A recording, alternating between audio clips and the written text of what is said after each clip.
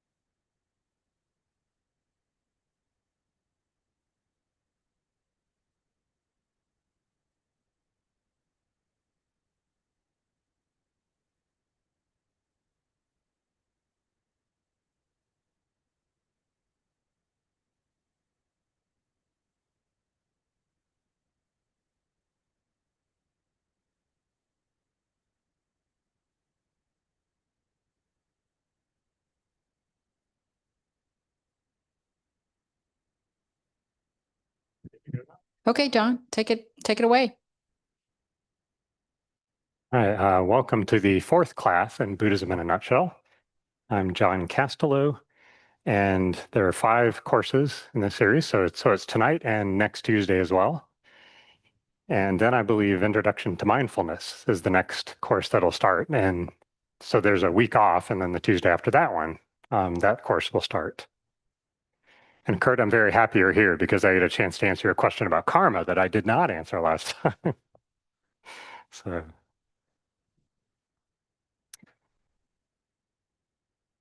Yeah, first let's just take a moment to check in with our motivation.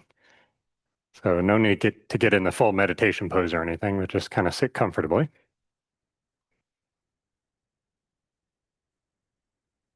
And think about the reason that you came here tonight, or reasons,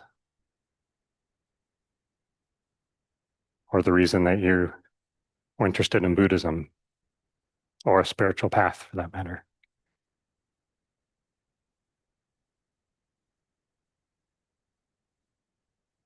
And whatever those reasons are, one of the practices is to work on extending that motivation to include all sentient beings, and in particular, helping them achieve full happiness and overcome all suffering.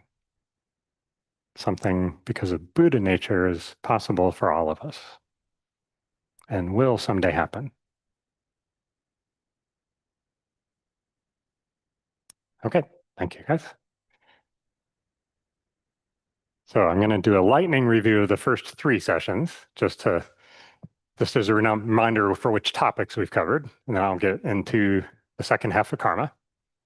So in session 1, we talked about the life of Shakyamuni Buddha, the name of what we call the historical Buddha that lived between 2,500 and 2,600 years ago.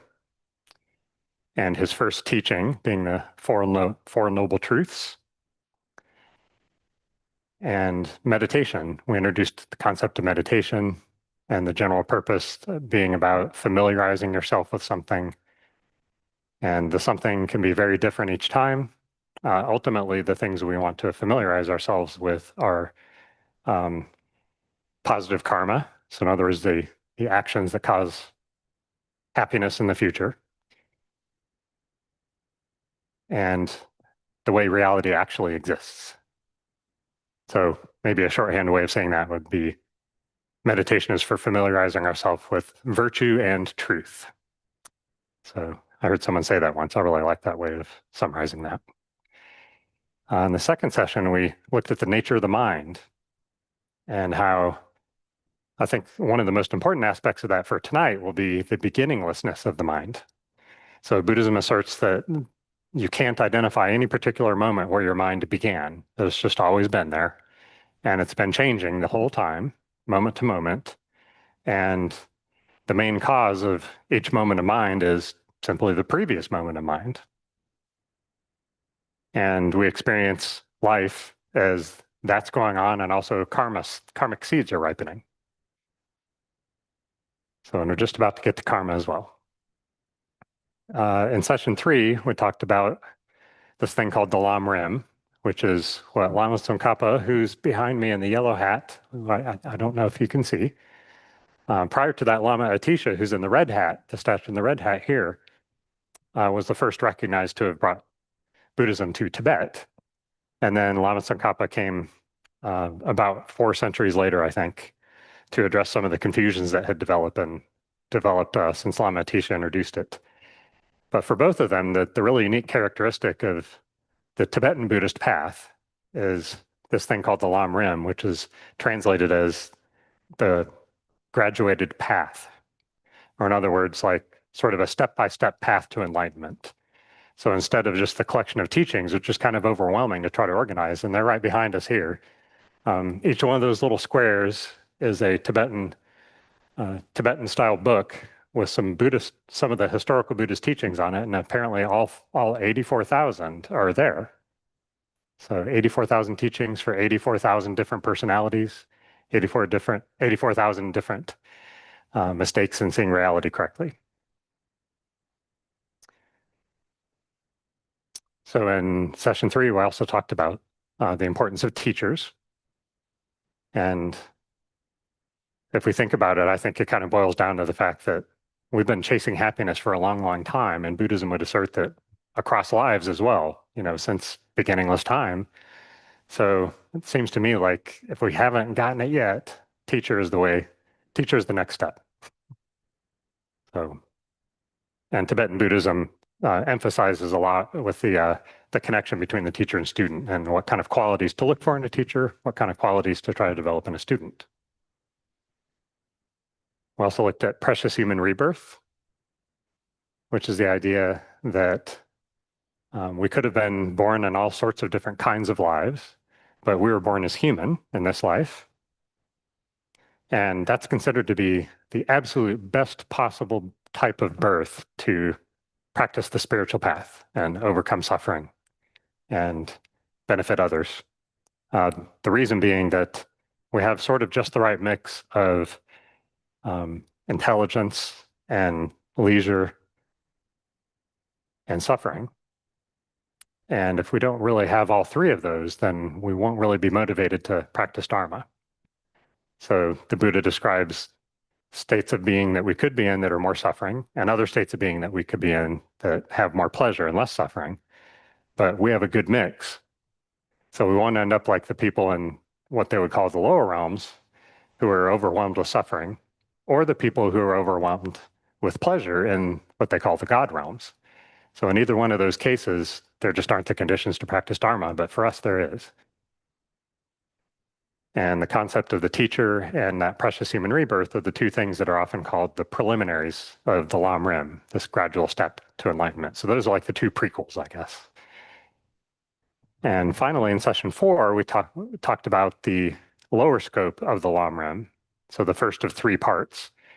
the first part, which they call the lower scope, being overcoming your own suffering. Oh, sorry, I got ahead of myself. That's the second one. The first scope is for improving your future rebirths. So creating the causes to be born in ways that if you want to practice the spiritual path, then you would wish for that. You could wish for anything you'd like. If you'd like, you can wish for the God realms. That's perfectly fine too. But the lower scope itself is defined really under the assumption that you're trying to create the best conditions um, to achieve happy rebirths. And one of the aspects of the Buddhist path is that it's thought to be sort of the result of practitioners over time developing the methods, including the historical Buddha 2,500 years ago, and historical Buddhas before that, and before that, if we look at beginningless time. So this isn't the first time this has all happened. And then we talked about death, and I guess we all know what that is. So I won't go back into that this class. Refuge, which is about where do we look if we really don't want to be born in one of those lower realms that they talk about where there's lots of suffering. And the answer to that being what they call the three jewels, which is the Buddha and the Dharma, which is another word for like the set of teachings that help you overcome suffering, and the Sangha, which basically refers to the spiritual community. And for each one of those things, there are definitions that are very conventional and simple, all the way on up to definitions in terms of what those things mean when you're enlightened. The last topic we covered last time was the first half of karma.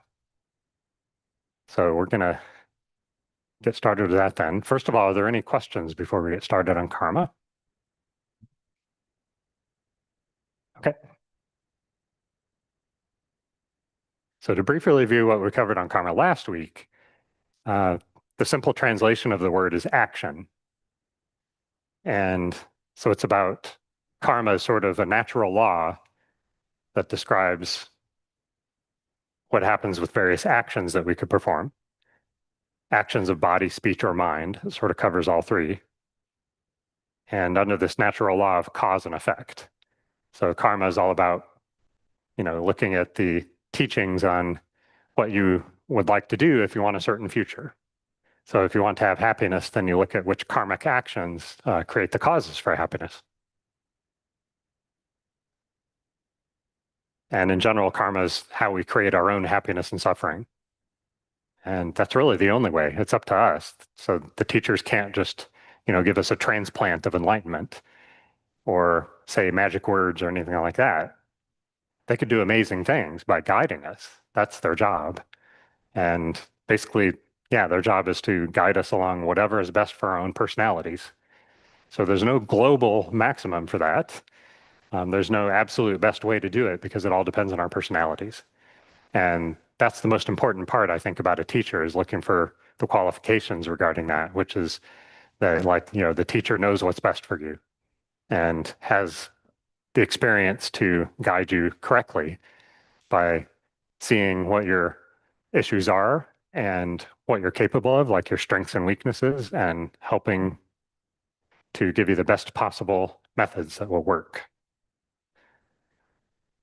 Okay, we talked about the garden analogy where when you perform any action, it's sort of like planting a seed in a garden. And eventually that seed, when combined with the right conditions, will ripen into a plant. And so there's a primary cause of your experiences being karma, which we'll talk about more in a moment. But the secondary cause is what they might call conditions. So we are all conditions for each other. We can help each other out. Conditions would be like the physical environment and in general, anything that sort of has to be in place for certain karma to ripen. And karma is definite in the sense that when we create some karma by planting a seed, then we'll definitely experience the results of that. So we can't completely eliminate the seed itself. So it's going to sit there latent in the garden that we planted it in until the right conditions come along. Then it will ripen in any of four ways. The first one being the type of rebirth that you have. So that's sort of the biggest. And near the time of death, they call it throwing karma, which I think is referring to kind of throwing your mind into the next life. Um, so that's one way in which karma can ripen. So, and that tends to be the result of the state of your mind near the time of death, and also what you've familiarized your mind with in this life. Those are primary determinations of how the next life will start, and just in general, sort of what kind of state of being and what kind of environment you'll be born in. It's exclusive in the sense of you can't experience someone else's karma. So each seed that you plant is your own. And there is such a thing called group karma. So if we're all in the same place at the same time and did something together, then it's possible for us to have an experience where we're all together again and a similar thing happens. But ultimately, it's individual. So the karmic seeds are your own, and we get to take responsibility for them and steer towards either happiness or suffering. It's our choice. Well, actually, I've heard Venerable Rabina say it's not really a choice. Maybe technically it's a choice, but often we're born with karmic seeds that are ripening that are so strong, they're, like really sort of narrowing down our perceived possibilities. And we sort of are under the influence of our own past habits.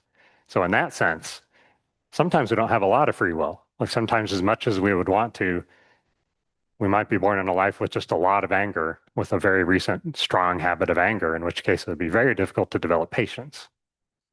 So, but it is up to us. I think that teaching about that was just sort of a reminder of we don't want to assume that all options are open to us at all times. Technically they are, but with our strengths and weaknesses, we might not be able to take advantage of them in this life. Okay, so even though karma can't disappear, we can't remove those seeds, we can purify them with this thing called purification or karmic purification. And the idea there is there are certain practices we can do to greatly weaken the effect of the negative karmic seeds. So if we use the word negative to indicate karma that tends to lead to suffering, then we can greatly reduce the effect of that by doing certain practices.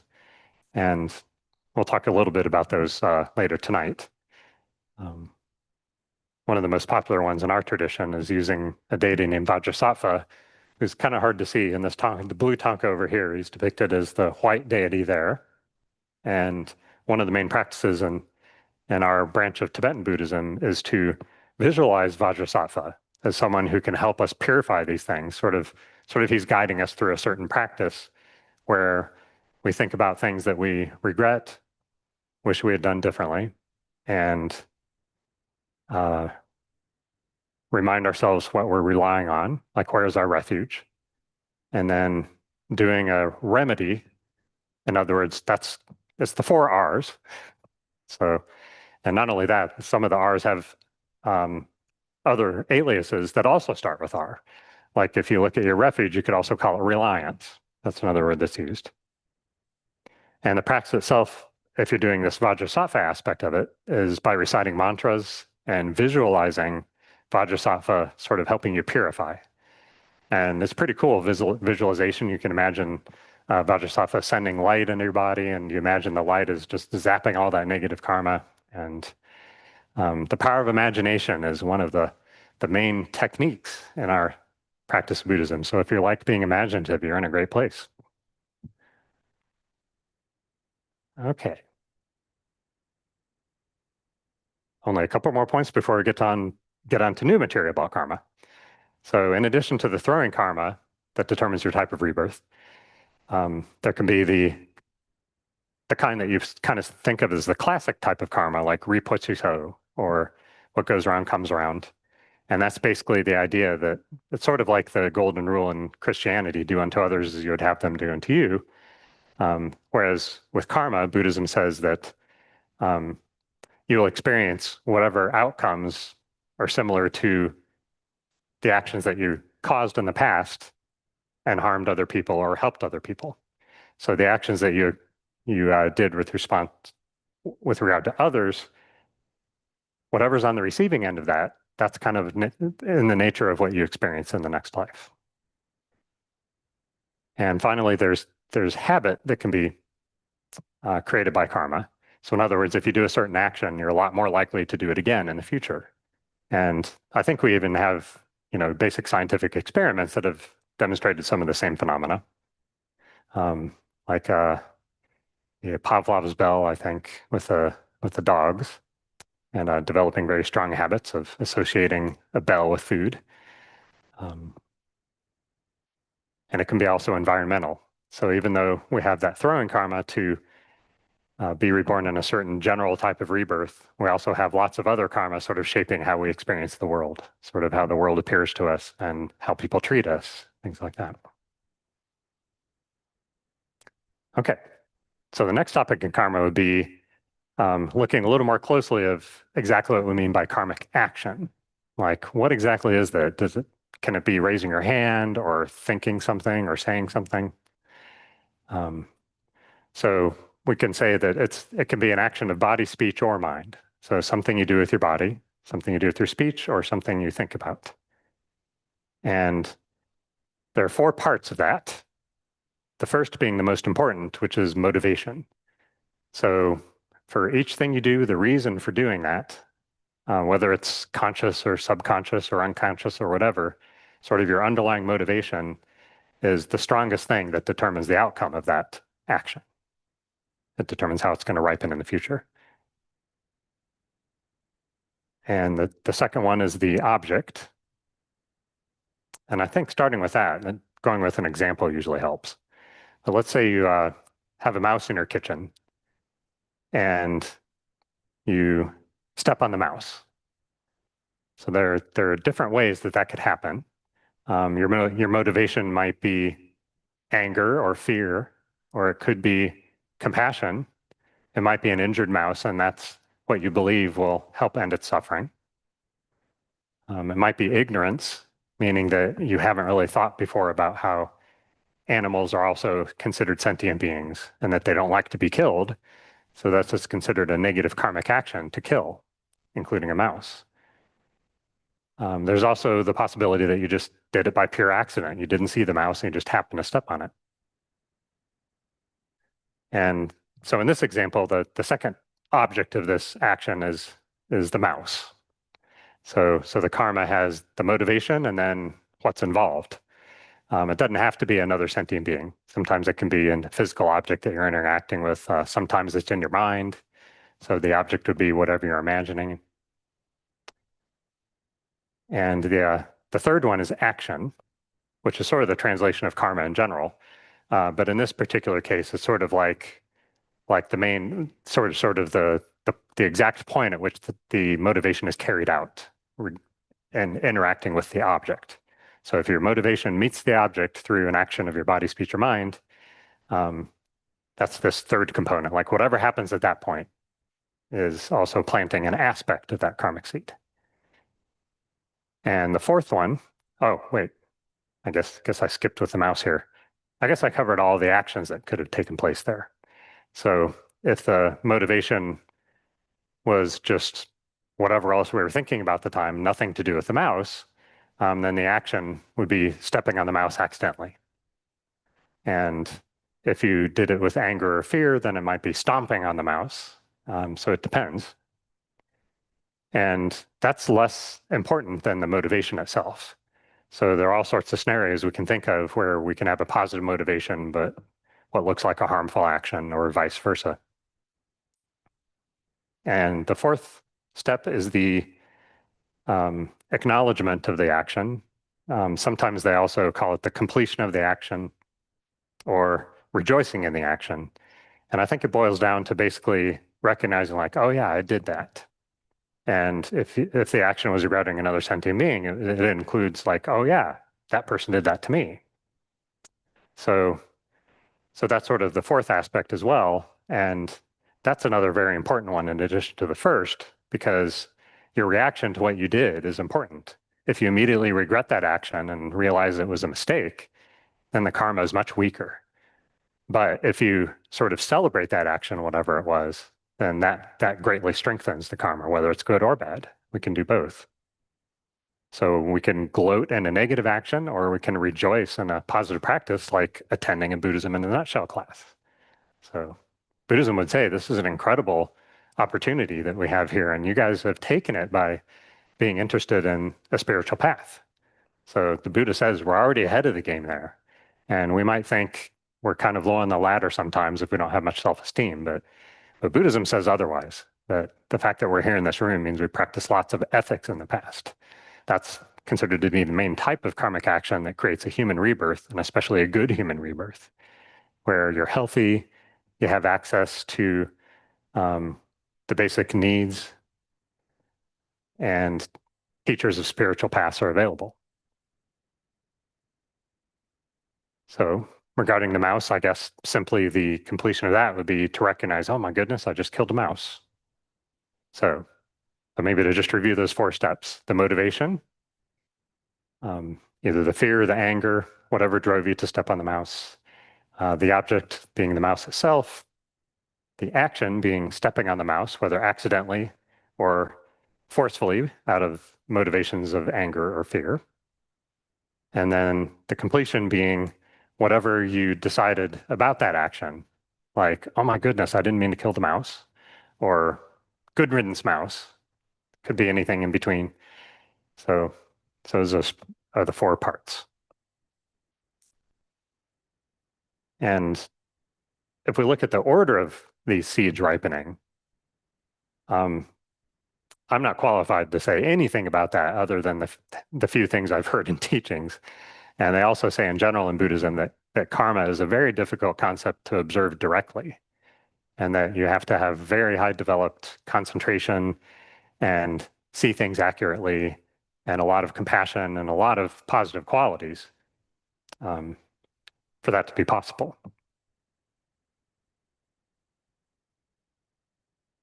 So the strongest seeds ripen first in general. So whatever we have in our mind that's sort of like the result of the strongest action that hasn't ripened yet, or maybe the strongest habit, those are what tend to ripen in the moment. And one interesting thing about this is that they say most of the karma that ripens in this life is actually from previous lives, not even from this life. So the phrase instant karma, Buddha would kind of be a little skeptical of that. It's certainly possible to have. Question. Yeah, okay. Yeah, there's questions. That brings up my question about my karma is ripening. Then am I not kind of predestined to the actions of my body, speech, and mind? If my karma is going to happen when it happens, and can you talk a little bit about predestination? Oh, sure, I'll try. Okay. Am I predestined to commit the acts? Can I, if versus free will? Yeah, that's a great question. So, of course, we still have the, let's see. It is still, the seed is still is programmed in a certain way. So it sort of has this programming already in place. So in that sense, we can't do anything about that part. But we're not necessarily destined to experience it in a certain time. There are apparently lots of conditions that have to ripen for it to actually happen. And so people around us can have an effect on which karma ripens, the nature of the environment and a lot of different things. I think the most powerful effect that they talk about in teachings is guidance from the teacher. They say that one of the ways in which highly qualified teachers can guide you is to help you ripen the good ones first, so that we can stick around and can keep on practicing a spiritual path and not be overwhelmed by the negative ones ripening. And I have no idea how that's possible. Sounds kind of sci-fi to me, but they say that highly qualified teachers do have that skill of helping to create conditions where your positive karma can ripen. Or maybe your negative karma can ripen, but in a much softer way. I've heard lots of anecdotes about teachers doing strange things, like at a teaching bonking someone over the head or something like that. And And the Buddhist theory about that is that it could very well be that they're just helping you ripen the karma for being in a car accident or something really serious. But because you're attending a teaching and engaging in extremely positive activity, then that's sort of like a ripe environment for purifying negative karma. And your teacher might be able to tweak things to help you finish whatever conditions are necessary for that seed to ripen to soften the karma that's about to happen. So I have no idea how that all happens, so I won't try to say any more than that. But yeah, I think there's a phrase called hidden phenomenon that I think applies pretty well to karma too. That hidden in the sense that it's one of the last things we're able to see accurately. Like we can sort of understand a lot of aspects of reality, but trying to understand karma is difficult, they say, because there are just so many factors, not just the four parts that we talked about, but all the conditions that are involved and the fact that we have lots of karmic seeds in our mind and things like that. Any other questions about that? Kurt, have we gotten to what your question was about yet? Okay. Would you like to ask it again? Yeah, because we could figure out which topic to talk about. Oh, okay. I didn't mean to put you on the spot then. There. Okay, we can wait and see if you remember it. So, or it might help jog your memory if the topic comes up. So, I do yeah, have Lisa? one more question. Yeah. Is our individual karma greater than a collective karma? That's a great question. I don't recall hearing anything about that specifically in teachings. So I really don't know. I mean, it could very well be that when you're alone, it's mostly positive karma, and when you're with others, it's mostly group karma. But I'm sure there must be some aspects of that since we're at the very least we're conditions for each other. But I really don't know, sort of relative to what's more common. I wish I knew, but that's a hidden phenomenon. So, how did you think about it?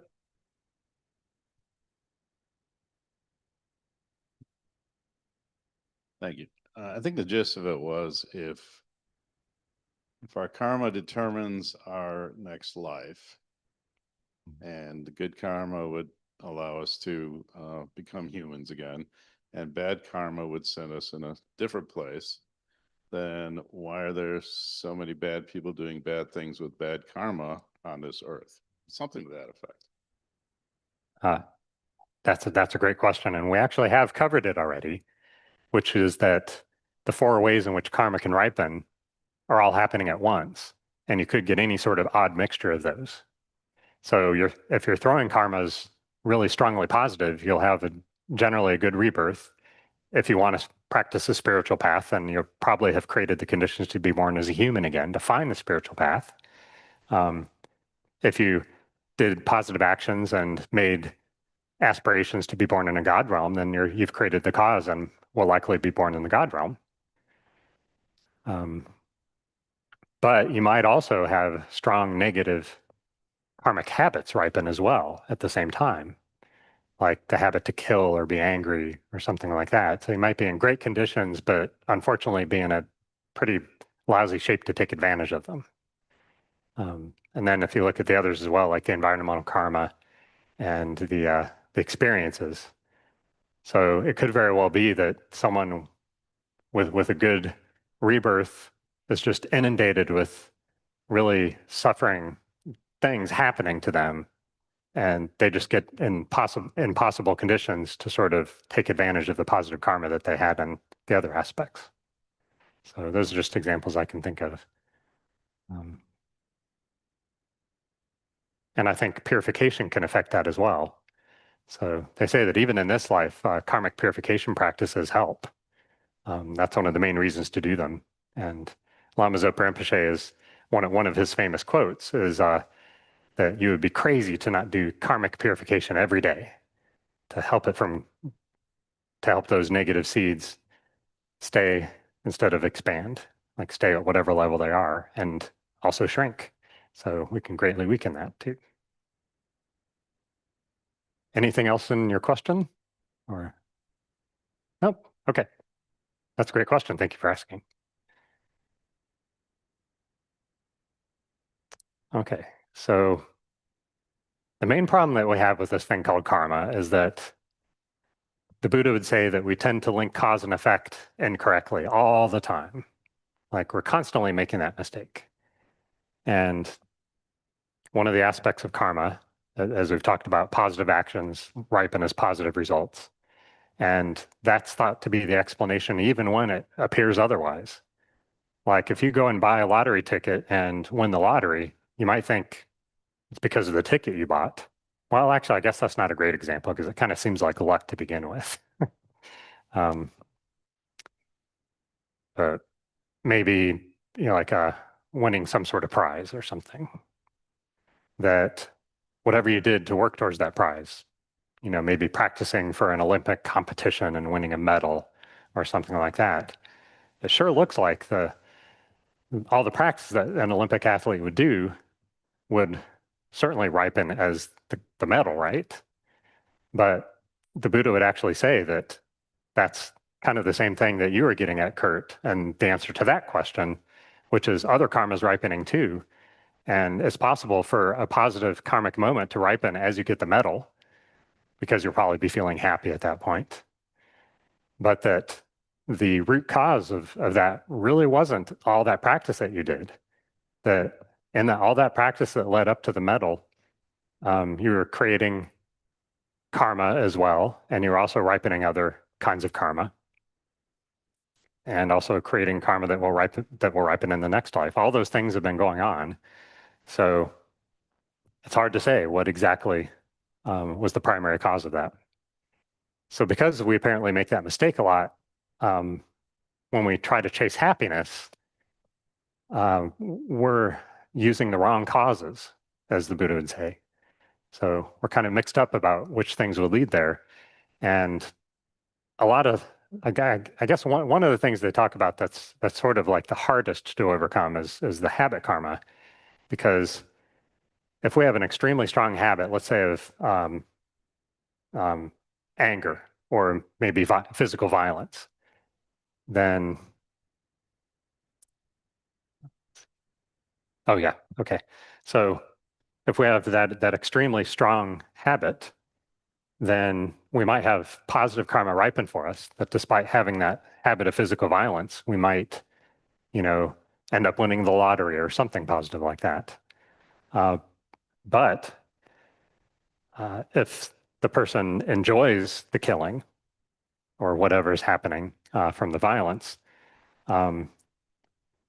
we would say that the act of killing itself was more of a condition than a karma ripening for the person doing the killing. So that was habit karma happening. So if that person had really strong habit karma, then that's what was ripening. And killing is also, familiarity is a very powerful motivator. So that whatever habits are the most powerful in this lifetime are the ones that are likely to ripen the karmic results. And since familiarity brings a feeling of happiness, and sort of that's where the happiness comes. Sorry, I think I explained this in a very roundabout way that I didn't intend. But familiarity is one of the main sources of happiness, they would say. I guess that's what I was trying to say, like not necessarily the actions that you performed, but simply the familiarity itself. And because of familiarity, we associate certain things with happiness, and we sort of define happiness that way. Like if we're really familiar with eating and enjoying food, and that's just sort of a focus on our lives, maybe we're a chef or something like that, then we might experience a lot of pleasure related to eating, but that's not necessarily because of the food-related karma is ripening. That could just be the familiarity feeling like pleasure, like whatever happens. And we can look at lots of examples in life where it appears that something terrible happens to somebody, but for some weird reason, they're rejoicing about it. They experienced it as a positive action. And I think that would be a great opportunity to sort of see that it isn't necessarily true that what looks like the cause of an action is the main cause. That they would say that it's sort of a mixture like that. And because of getting confused like that, that's why we're still struggling. That's why we're still trying to overcome suffering. So one of the practices in Buddhism is just sort of taking as a worldview what the Buddha says about the causes and effects, like which causes tend to lead to which effects. And you just sort of give it a try by focusing on the things that are classified as positive karma and trying to avoid the things that are negative karma. And one of the main practices in Buddhism for that is what they call the 10 non-virtuous actions. And they have 3 of the body, 4 of the speech, and 3 of the mind. So these are sort of like the greatest hits, the top 10 actions to try to stay away from if you're trying to clean up your karma. The Buddha would say that definitely in future lives, and maybe even in this life, you will greatly improve your karmic situation if you practice avoiding killing, stealing, and sexual misconduct with the body. So those are the 3 actions of body. And the farther we get into this list, the more you'll see it really resembles something like the 10 Commandments. And I've heard that other religious traditions have sort of similar ideas. So it seems that people have arrived at these findings through lots of different paths. So this is what the Buddhist one is called, the 10 non-virtuous actions. And so there's the killing, stealing, and sexual misconduct, the worst one of which being the killing. They say that the karmic result of killing is either being killed in a future life or being born with a lot of illness. So we don't want that. And for stealing, a lot of these are kind of obvious. They're kind of the flip side. So the karmic result of stealing, or at least the experiential result, would be being stolen from, having something take something from you. The 4 of speech are lying, divisive speech, harsh speech, and idle gossip. The last one is kind of interesting. I'm not really accustomed to thinking of that as a top 10 negative action. I mean, I sometimes think, oh, I shouldn't have wasted that time talking about that. Like, for example, me trying to explain the familiarity thing. That practically could be called idle gossip because I didn't get it the first time. But those are roughly in order too, sort of from strongest to weakest. Lying being the most serious. Divisive speech also being very serious. That phrase basically referring to anything that you say that kind of causes a schism in some community or between 2 people. Like if you break a relationship up by saying something mean, that's an example of the divisive speech. And harsh speech is sort of speech that's still harmful, but isn't divisive. Just simply yelling for a reason other than a positive motivation. We talked about before, I think, that yelling could be a positive action if you're yelling at someone that a car is coming. So, but if it's the anger motivated kind of yelling, then that's sort of what harsh speech would be like. And then there's 3 of the mind, which is greed or covetousness, ill will, and wrong view. So I guess greed is sort of obvious, being miserly, really never having enough, constantly being motivated for getting something. Ill will being just wishing for others to suffer. And wrong view being, that's not really like seeing things incorrectly. It's not that kind of wrong view. It's more the concept of really strongly believing in something that's actually not true. So if you sort of get the thought like, oh, karma, that's just totally hogwash. I don't even want to give it a thought. You may be right. That's perfectly fine to do, but that would be considered in Buddhism to be a wrong view. The reason being that that's creating big obstacles for yourself, because if you develop a habit of not paying attention to karma, if karma really is the natural law of cause and effect, then you're in trouble. So that's why wrong view is in that list. Any other questions about that? I think that's pretty much the last topic of karma. So yeah, do you mind getting the mic to her, please?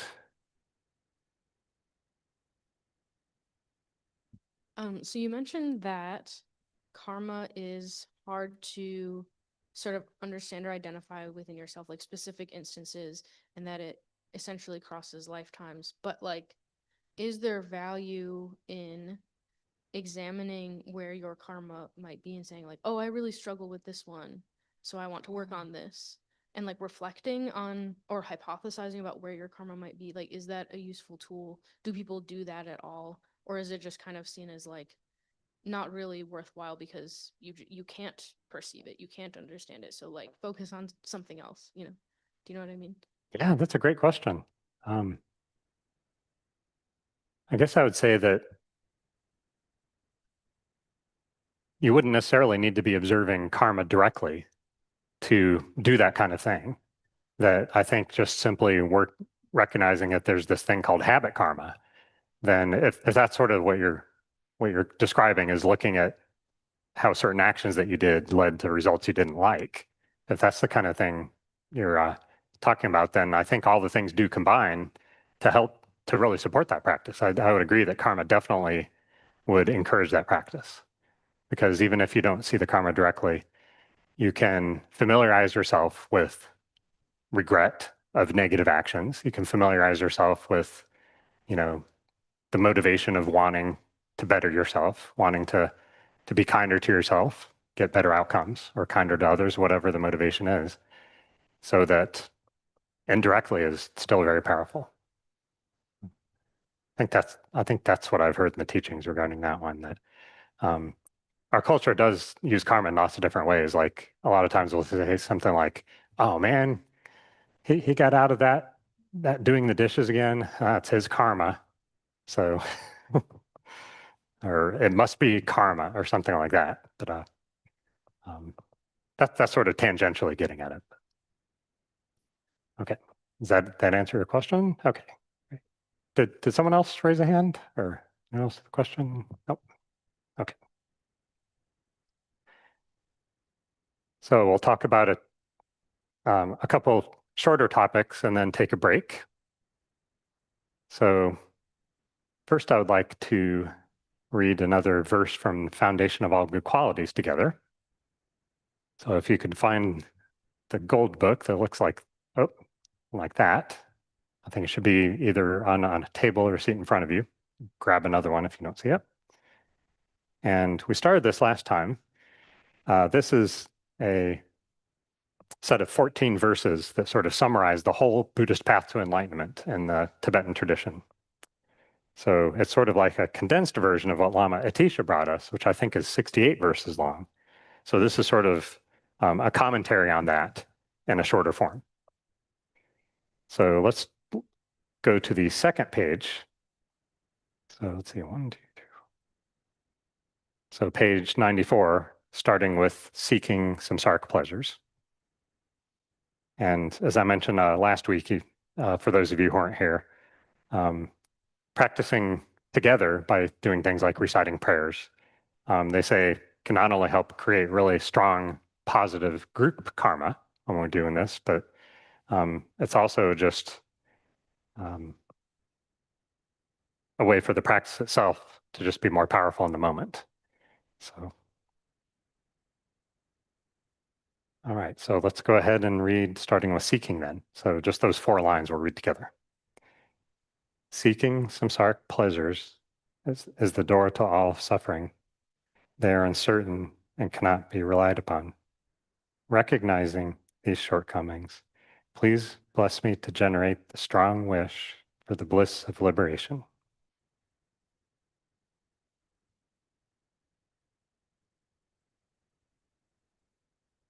Yeah, so that gets at a concept called renunciation in Buddhism, especially the last line, wishing for the bliss of liberation. So I think renunciation is another word that has one definition in our pop culture and another very different definition in Buddhism. I think renunciation in our culture has to do with giving things up. And often we sort of, that's implied, giving up things we like. Because renunciation is all about giving up ice cream and going to bed late and things like that. But Buddhism says that renunciation actually is only giving up one thing, which is suffering. So that's all that renunciation would apply to. And the specific types of renunciation we can practice can come from lots of kinds of suffering.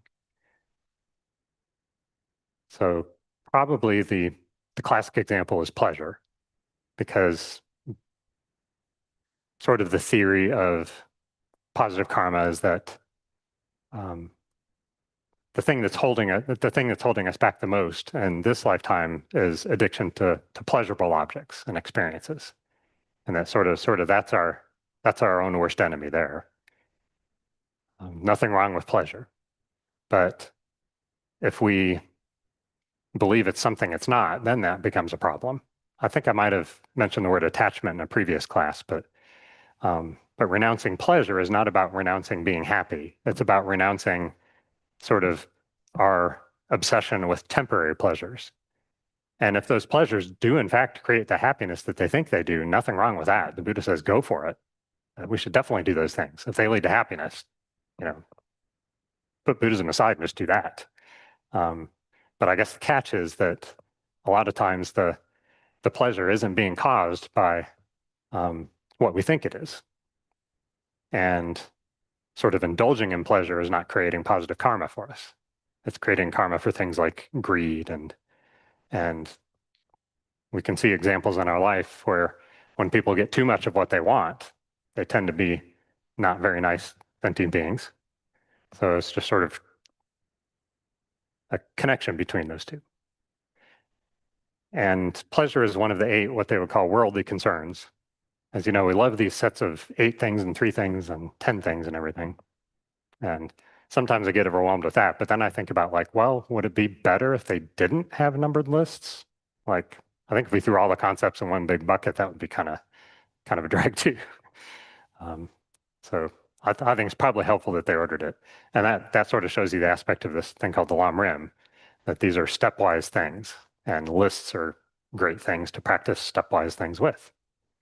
So anyway, so there are pairs that renunciation would be focused on. And well, I guess I haven't properly defined it yet, but a renunciation would be, the phrase that I like for that is sort of deciding that you're sick and tired of being sick and tired. So I love it when I heard that. I think it kind of sums it up pretty well. But the important thing to note is that the thing that you're renouncing is not the things you like or the people you love or any of those things. It's simply reminding the suffering that comes from them. So if you look at anything that gives you pleasure or anything that gives you pain, there's an aspect that causes you suffering, and then there's another aspect that's caused by some other type of karma. It's all happening at the same time.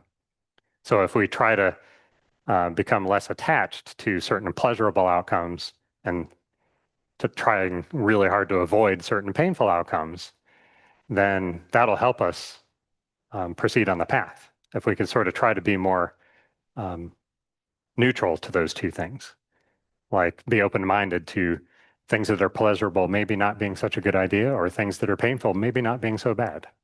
So that would be one example of a practice of renunciation. We can also practice avoiding the extremes of gaining and losing, receiving praise, receiving blame, receiving fame, and receiving disgrace. So those are sort of the 4 pairs of opposites there.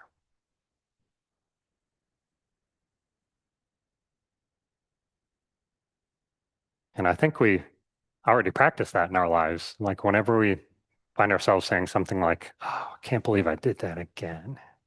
So that's renunciation. That's sort of the spirit of the feeling that we're looking for here. Recognizing something that you did that you just kind of know is going to lead to suffering, and you wish you hadn't done it. And maybe this is a time to clarify the word regret as well, because I think that can be another misconception that happens. That in Buddhism, the term regret is used to refer to simply wishing you hadn't done something, or wishing that something wasn't a certain way. Whereas our habits tend to be, when we do that, our next thought is, oh, and I'm a terrible person because of that. But Buddhism would say that that's a completely different thought. That's not part of the story of wishing you hadn't done something.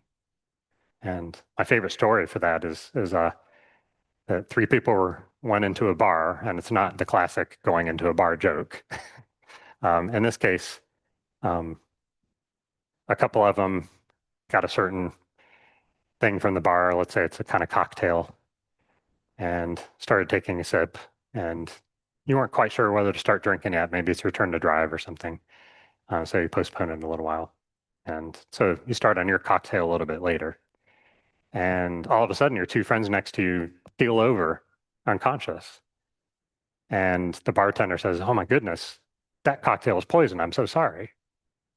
So what do you think would be the first thought in your mind at that moment, you being the one that has drunk half of that cocktail already, and you just saw what's going to happen if may be happening already, even from just drinking half of it? So anybody want to answer that question? Maybe not the first thought or second thought. What do you think would be a natural thing to sort of pop in your mind first? So not in terms of Buddhist terminology or anything, just bare bones human nature. So what do you think? Yeah, bad bartender. I like that. Lisa said, "I'm next." Yeah. Any others? It's not a trick question, so there's no right or wrong answer. I'm just curious, sort of, what you guys. Oh, that's good. Kurt says, "What can I do to stop this process?" So, yeah, yeah, I think those are all definitely common sense answers. So the problem would come if we followed up that with, you know, thinking we're a bad person. And if we could just keep it at that thought. And in this scenario, I think the whole reason for this example with the drinking of the cocktail is that our tendency would not be to think, "Oh, I'm such a bad person." Like, seems to me like there would be a lot of things. I mean, we just found four, for example. Four are really good thoughts that probably would have happened a long time before the thought, "And I'm a bad person." So regret's like that first part and staying there. Don't go to the bad person part. Just kind of stay at regret. And in that sense, regret can be a pleasurable experience and is a very powerful act of positive karma, an example of what they would call renunciation. So that's basically how the things all fit in together.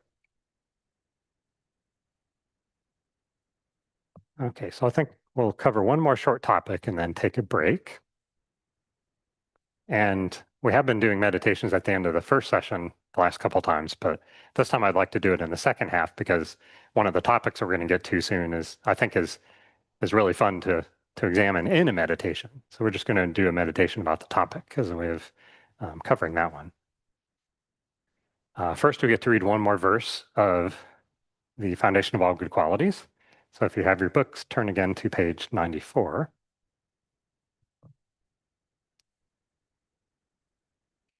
And are you able to bring that up, Lisa? Okay.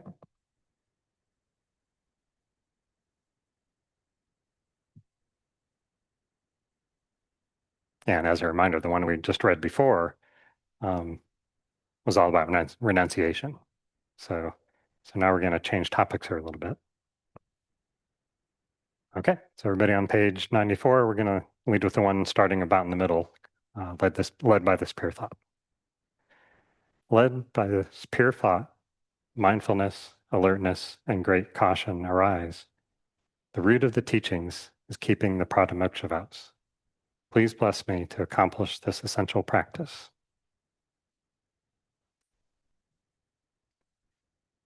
All right, so pradamoksha, that's probably a word you haven't heard before, at least if you haven't come to the center before, or practiced Buddhism in a, I don't know how widespread it is. I know it's a Tibetan tradition. I don't know if it's a word used in all the traditions or not, but anyway, so what pradamoksha vows means is vows that you would take to achieve your own liberation from suffering.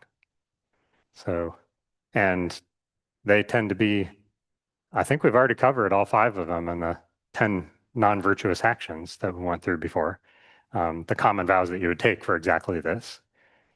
And so there'll be another set of vows we're going to talk about after the break that's for a different purpose, and then also you practice them differently. But these are just simply for your own good.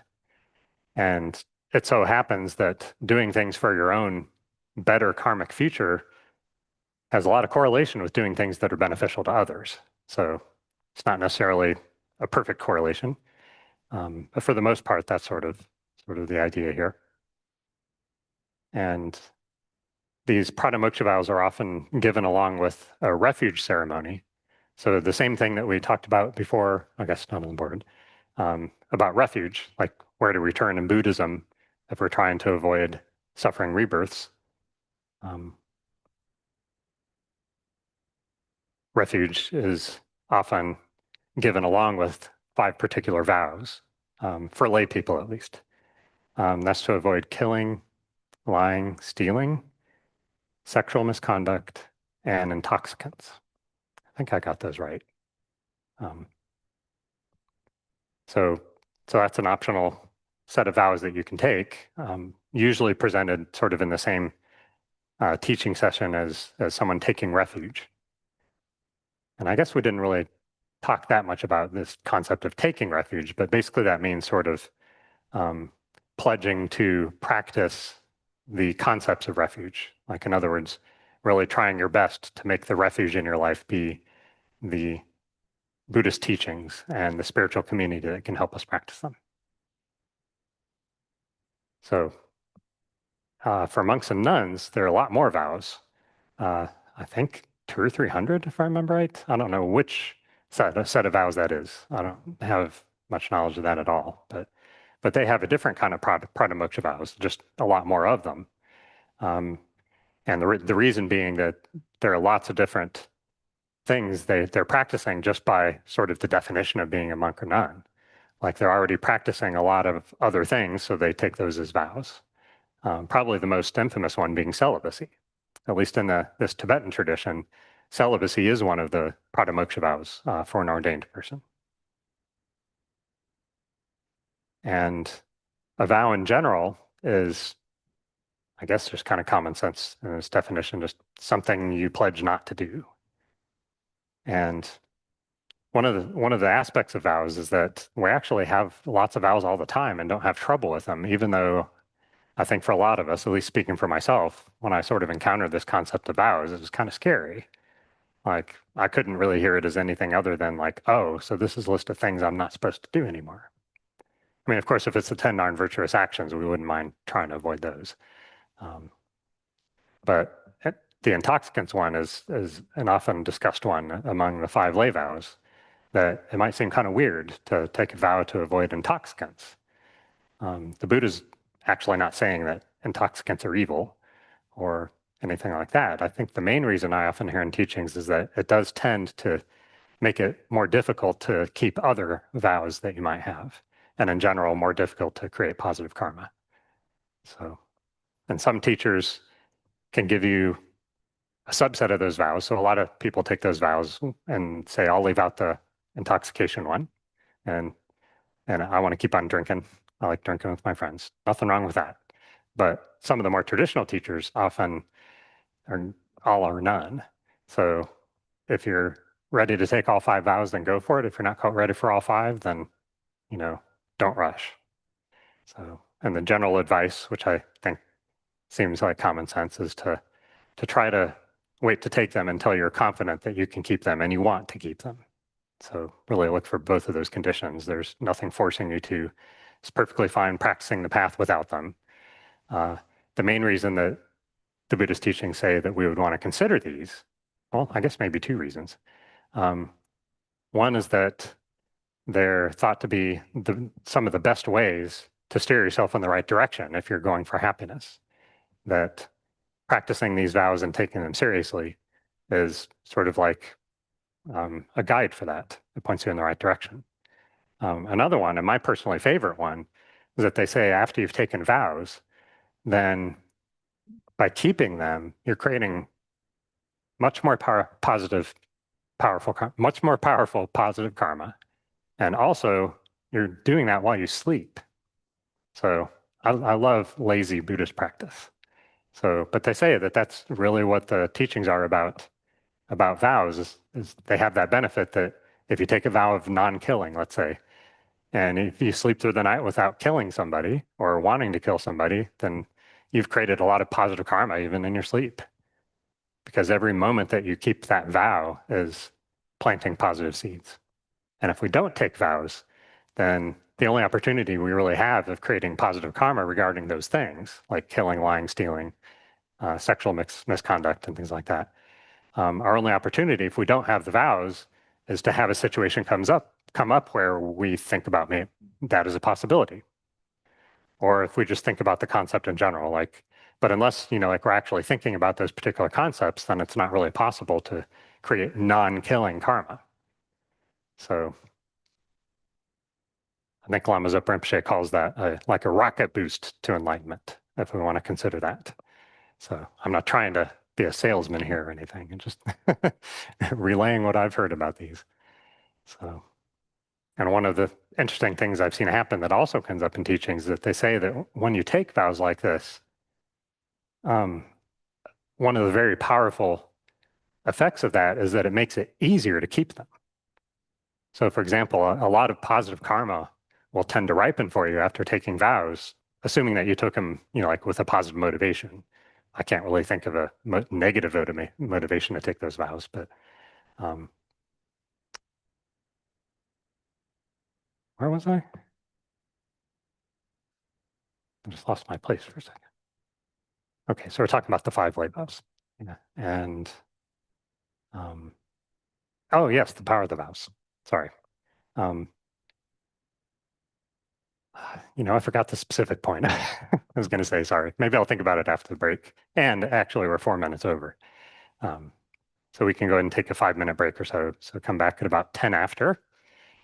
And then we're going to get on to our last couple of topics of bodhicitta and the bodhisattva vows. And this thing at the bottom, which is sort of one of the practices for that. Okay, well, thank you guys, and see you in about 5 minutes.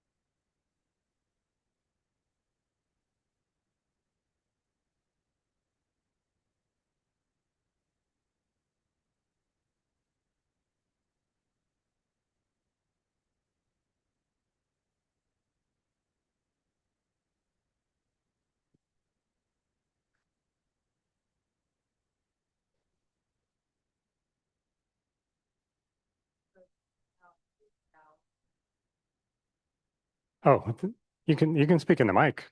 I think it'd be fun to hear about that. We had a monk here on Sunday, Shanka. I don't know what his venerable name is, but Venerable Shanka is, he asked us to call him.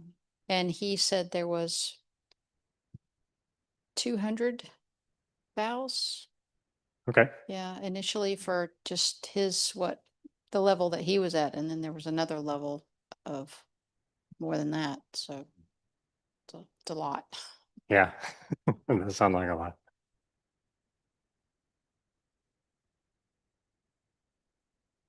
Okay, so I guess we'll get started then again.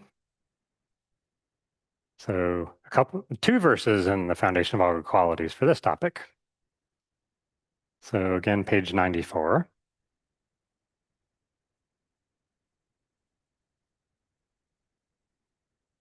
And so we'll be starting at just as I have near the bottom of that page. And so we're just reading the two at the bottom there. Just as I have fallen. Oh, sorry, you don't have, oh, no worries, I'm not paying attention. Okay. Just as I have fallen into the sea of samsara, so have all mother migratory beings. Please bless me to see this, train in supreme bodhicitta, and bear the responsibility of freeing migratory beings. Even if I develop only bodhicitta, but I don't practice the three types of morality, I will not achieve enlightenment. With my clear recognition of this, please bless me to practice the bodhisattva vows with great energy.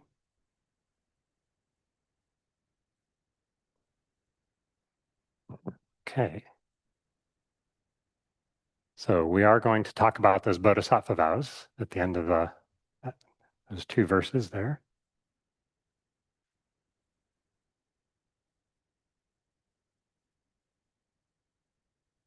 So let's define this word bodhicitta.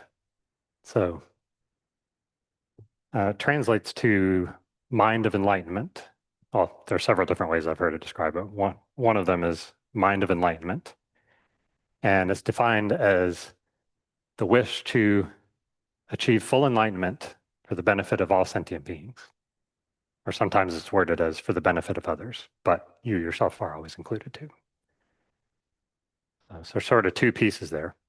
One piece being that you want to become fully enlightened, and the other one, you want to help all sentient beings. And it's just sort of connecting those two concepts. And the basis for a lot of practices in this concept is equanimity. And I don't think we've mentioned that before. Equanimity is used in two completely different ways in Buddhism, so it can get a little confusing. The way we're using it here is think in terms of regarding all sentient beings equally in terms of, not favoring one over the other, not defining friends and enemies and strangers and things like that, but just sort of viewing everyone in the same way, same respect.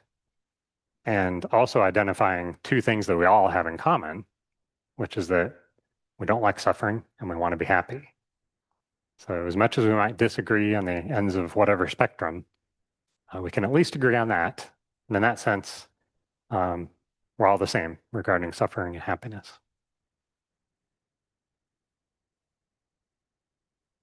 So I think it would be nice to do a meditation on the next part. So I'll talk about two of the main methods to develop this attitude that we call bodhicitta. So trying to train our mind and encourage ourselves to be more motivated to reach enlightenment and also to be more motivated to benefit others. And we can accomplish both at once. It said that when you're fully enlightened, part of the definition of full enlightenment is that you would just naturally only want to help sentient beings. Like your entire mind would be pervaded with that motivation at that point. And we also talked before about individual liberation, which is overcoming your own suffering. And some traditions, I think, do define that as enlightenment, like that's the end of the scope of that tradition. But Buddhism would assert that, no, not quite. Even though you've overcome your own suffering, you still can't really read the minds and the karma of your students to be able to guide them well. So full enlightenment is what's said to really accomplish that. So, and a lot of the practices with bodhicitta are about that aspect of it, developing the qualities to be able to help other people in the best ways possible. So let's go ahead and get into a comfortable spot here. And I'll briefly review the meditation position if you'd like to try that. Not necessary. But if you're on the floor, go ahead and cross your legs in whatever way is most comfortable. If you're on a chair, it's considered more stable to sit on the front half of the chair with your feet flat on the floor in whatever way can help your back be straight. So try to help your back remain straight, but also relaxed, like not rigid. But as if maybe if someone dangled a string from the ceiling and pulled you upward, like your vertebrae can be slightly spaced together and relaxed. Just sort of imagine that concept. Hands in the lap with right on top of left. Arms and shoulders relaxed.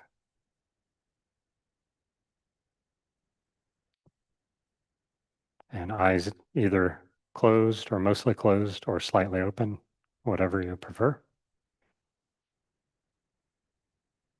And finally, the tongue resting on the roof of the mouth against the back of the teeth.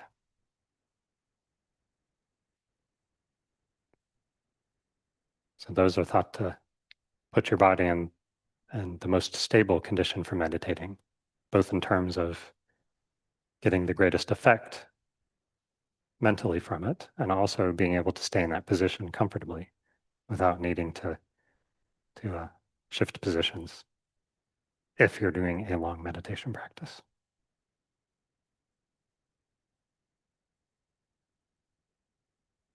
Okay, so let's start this meditation by remembering beginningless mind. And one of the implications of this concept of beginningless mind is that we've all encountered each other before, because all we need to do is go back far enough in the past, and it's inevitable that with infinite amount of time, we would have in some way met each other. And we'll continue meeting each other in future lives as well, because of the karma we're creating together. So given that concept, how about think of someone in your life who you really think has been kind to you?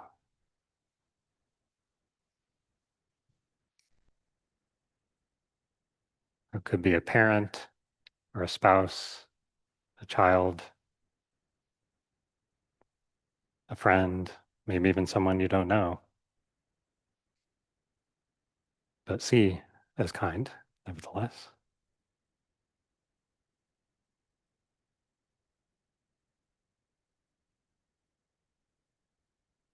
So in particular with this person who you see as kind, they've been kind to you many, many times in many different ways. And one of the natural responses to that thought would be repaying their kindness. And so see if maybe you could just sort of get a feeling for that with whoever it is you brought to mind as being a person who's been kind to you. Have you experienced before or can see in your mind now a wish to repay that kindness?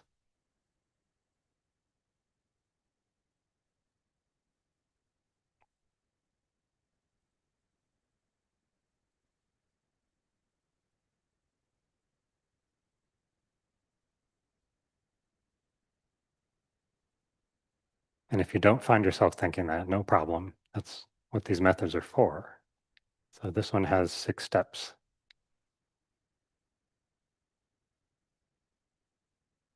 So this method is meant to develop each stage, all 6. So regarding that wish to repay their kindness, see if maybe that tends to lead to wanting them to be happy as well. Or maybe take a look just out of curiosity to see if maybe that's part of your reaction. Is that one of the reasons perhaps that you would want to repay their kindness, is because you want that person to be happy?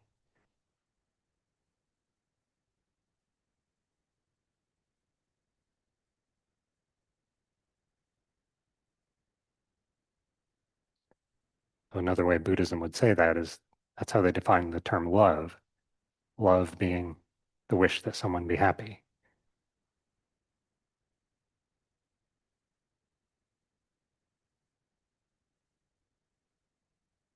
And so if we connect these steps so far, we recognize that if we take beginningless mind as a hypothesis and think of someone who's been kind to us, then we can sort of go through a few steps to connect that to the concept of wanting them to be happy or feeling love for them. And a lot of times, when you feel love, you also feel compassion, just a slightly different definition, which would be wishing for others to overcome suffering, wishing that others not suffer. So love is wishing for happiness. Compassion is wishing for no suffering.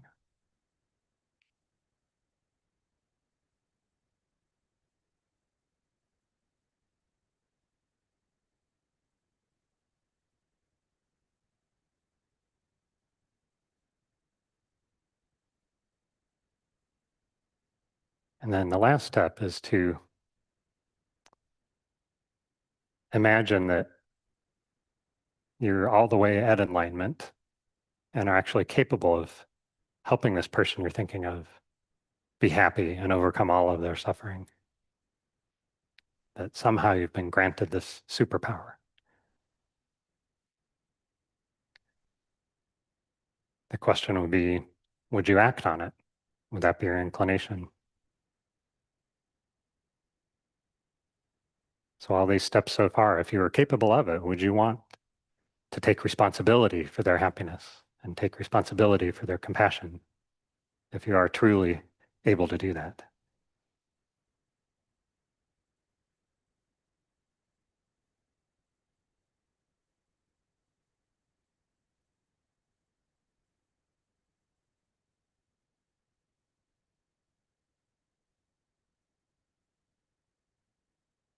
Okay, you can return your attention to the room now.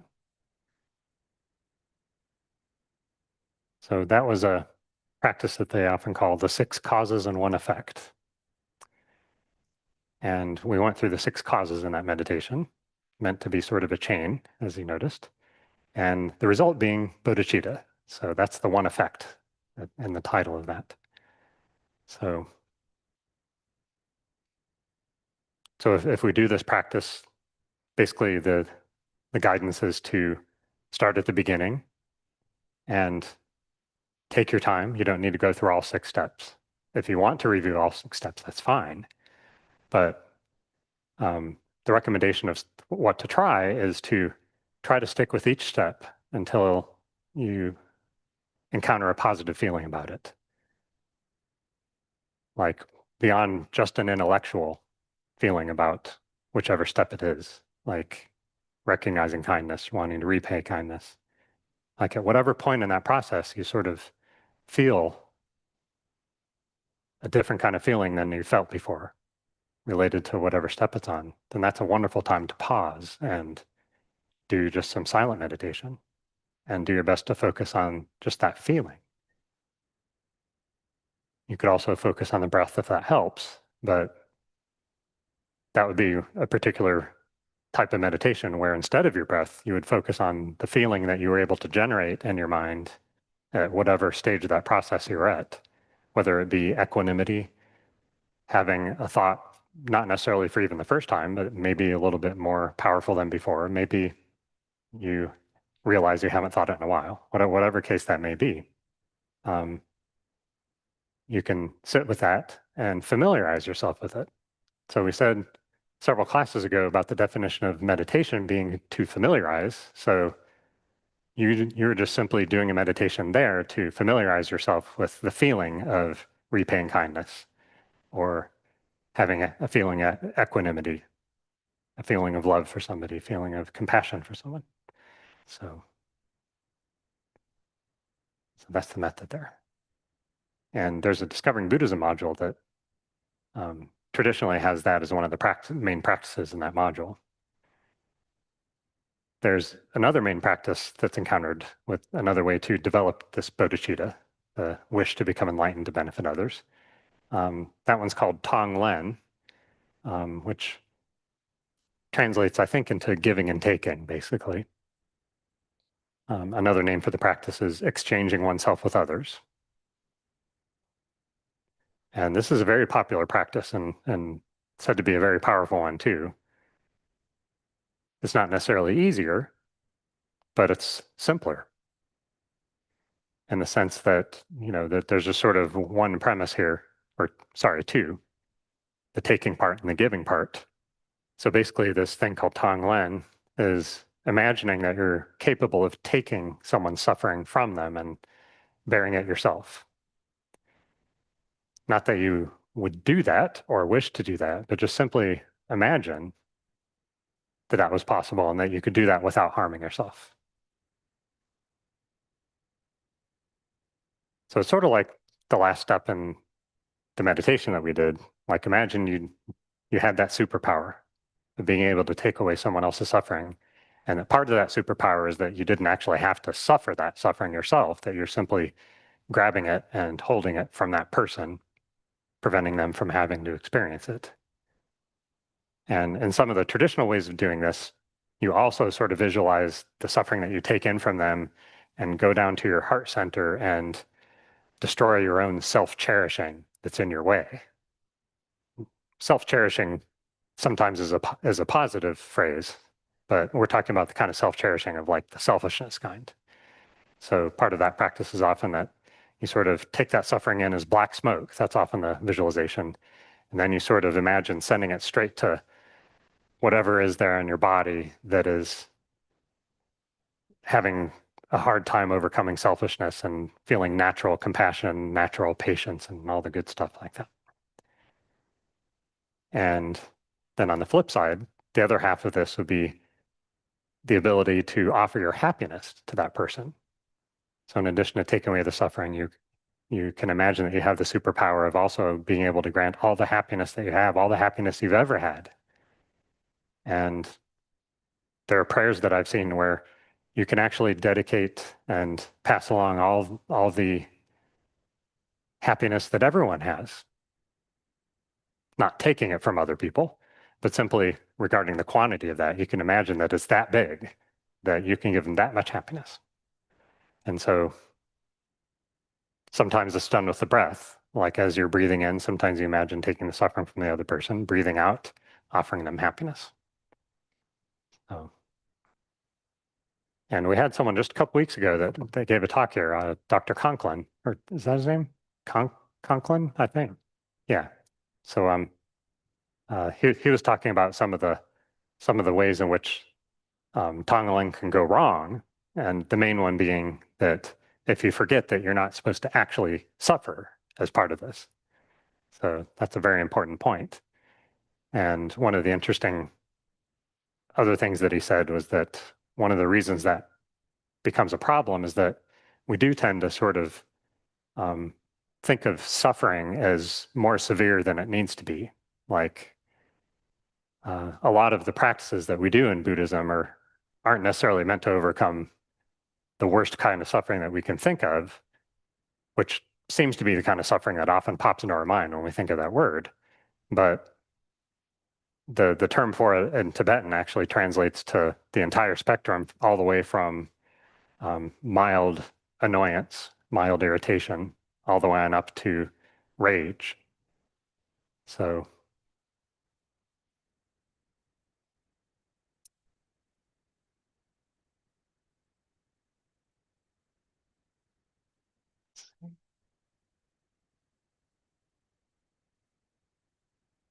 Yeah, so a couple weeks ago he was saying that we tend to think of the rage side when someone says suffering, or in a Buddhist class we say think of overcoming your own suffering.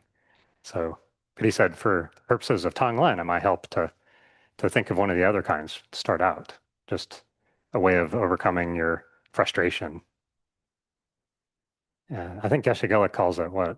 Complications or problems. He said everyone has complications. So that's maybe an even milder word than an annoyance. So we all have complications, and you can think of that as part of the suffering that you're going to overcome when you reach full enlightenment. Okay. Any questions about this concept of bodhicitta? No? Okay. All right. So we'll move on to the bodhisattva vows then. And so remember the pradimoksha vows, also called the individual liberation vows. Those were the vows that you take to achieve your own freedom from suffering. And they're certainly valid for achieving full enlightenment as well, but just kind of the scope of those vows is focused on your own suffering. And the bodhisattva vows extend that to focus on your interactions with others and kind of doing the things that we practice in Tonglen meditation of, cultivating the wish to benefit others and overcoming your own selfishness that's getting in the way of that. And so it's a collection of practices that you would do with respect to others. And I think one way maybe of summarizing that is that I'll get that part later. Yeah, so basically the goal is usually mentioned in two parts, which is sort of recognizing and turning away from self-cherishing, selfish type thoughts and actions that you have, and encouraging yourself and rejoicing in the actions that you do that benefit others. And just sort of doing whatever it takes to practice those two things. And one of the things in the prayer is practicing the 3 types of morality. I think it is one of the verses, isn't it?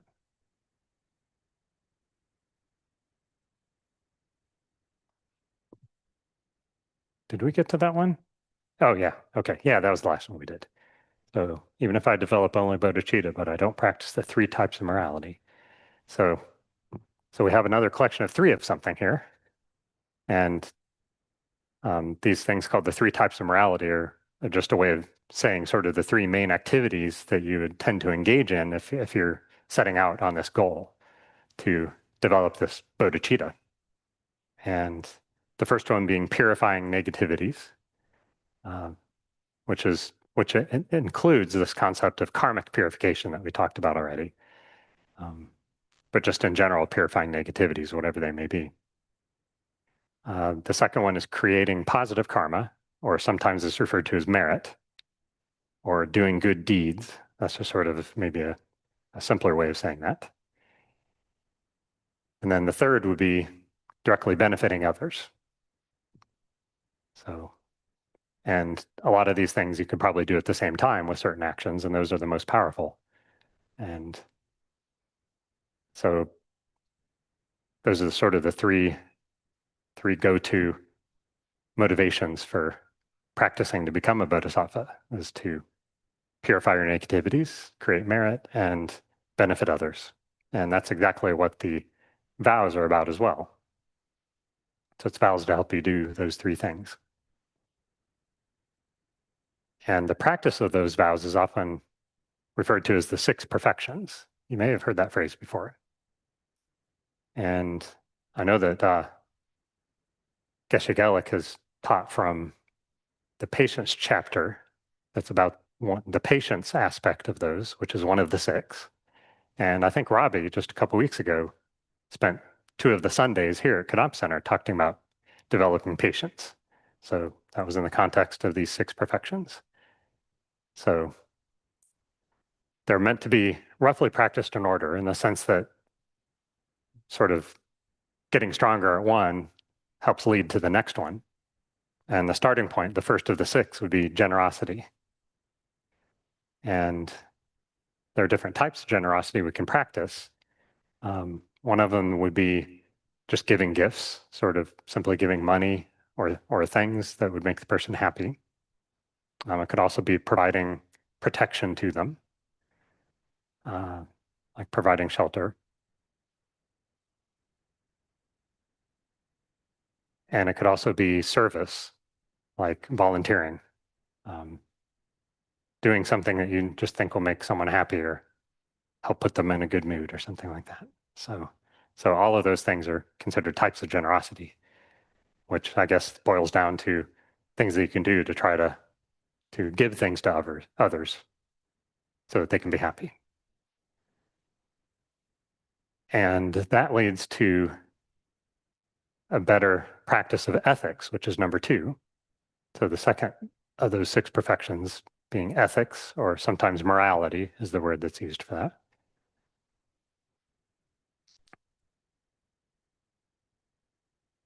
And the 3 types of morality are part of that, since the word is basically a synonym too. But these 6 perfections overall also encompass those 3 things. And morality would be, I guess we've already pretty much defined that too.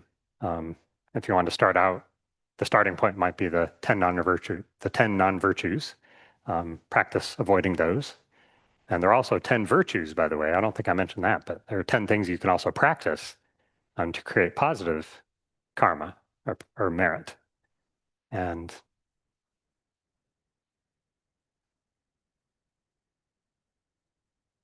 see. Third one is patience. So that one is defined a little bit differently in Buddhism. We've encountered a lot of terms tonight, I think, that we have to give the conventional definition and also the Buddhist definition. And in conventional sense, well, I don't know, maybe we can throw it out to the crowd here. I'm curious how you guys might define patience, like just personally, sort of your natural reaction when you hear that word. Anybody?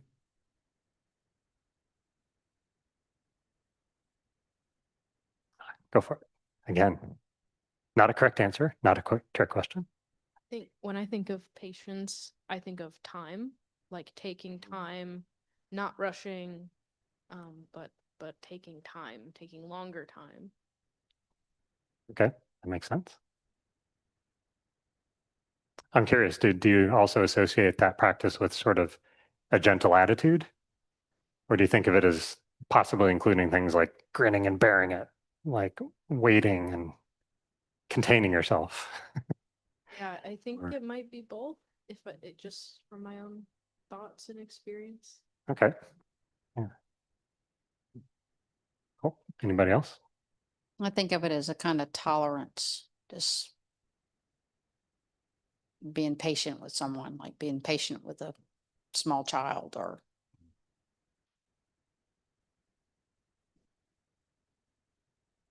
Yeah, I think that covers it for me too. So I can't think of any better answers than that. The slight variation that Buddhism puts on it is that it's primarily about accepting the harm of others without retaliating. Or just in general, finding a way to accept the harm of others. It's not just about non-retaliation, it's more general than that. And it includes several stages. Like, I think the reason I asked about the grin and bear it issue, because sort of the first stage of patience, at least in our cultural viewpoint, is probably the grin and bear it one. Because if there's something you really have a hard time being patient at, that you kind of have to start with restraining yourself. I don't think you can sort of do it willingly at the drop of a hat. So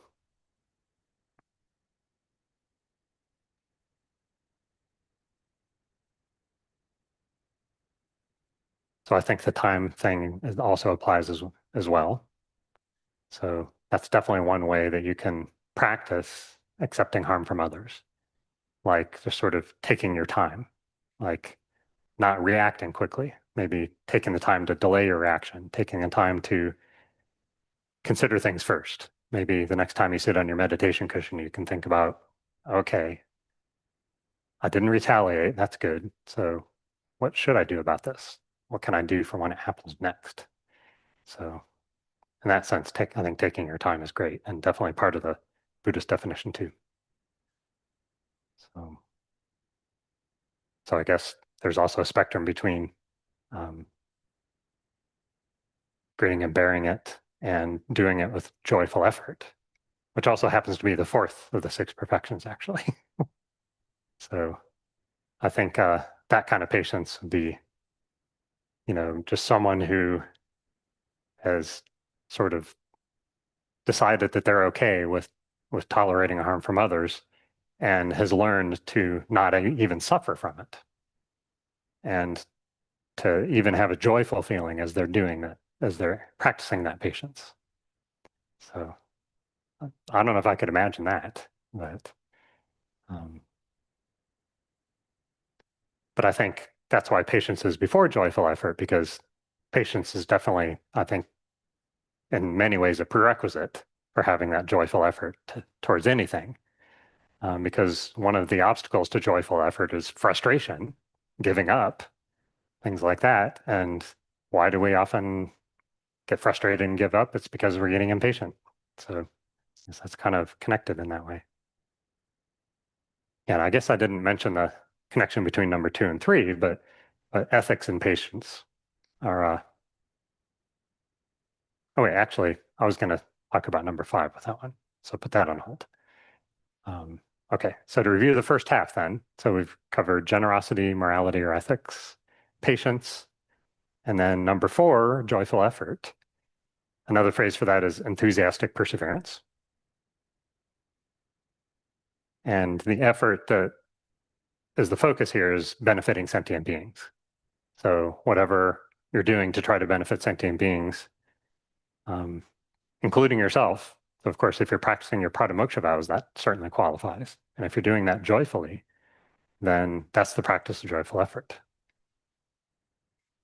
So then the 5th one of concentration, I think that's the one where morality is really important in the sense of one of the biggest obstacles that tend to come up in trying to practice and improve our concentration is poor ethics, because we tend to get distracted by things we regret doing, things we feel bad about.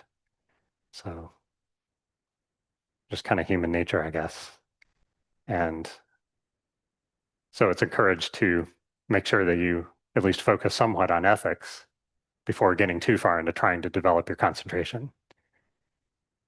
Because chances are that if you're having obstacles in concentration practice, then something in the ethical category might be in the way. Not necessarily something strong, but even just something very mild, quite possible. Like maybe just simply the ethics of, saying yes when someone asks you to wash the dishes, something like that. Like you didn't necessarily take a vow to do that, but I think that might be one way of practicing ethical behavior. Okay, so last one being wisdom. And actually concentration and wisdom, those last 2 are what we'll mostly talk about next week. And that one is defined as seeing reality correctly. Another word for that is emptiness. So I try to be careful of not using that word as the first one, just because I think all these words having different definitions, that one's probably the most problematic that I can think of, because I've heard many times in the teachings that a lot of people misinterpret emptiness as nihilism or like things not mattering. Because a lot of times the way to try to summarize how reality actually happens is that things don't exist from their own side. Things don't exist inherently. So that's sort of the main concept there. And so the don't exist part has a very important context in that sentence.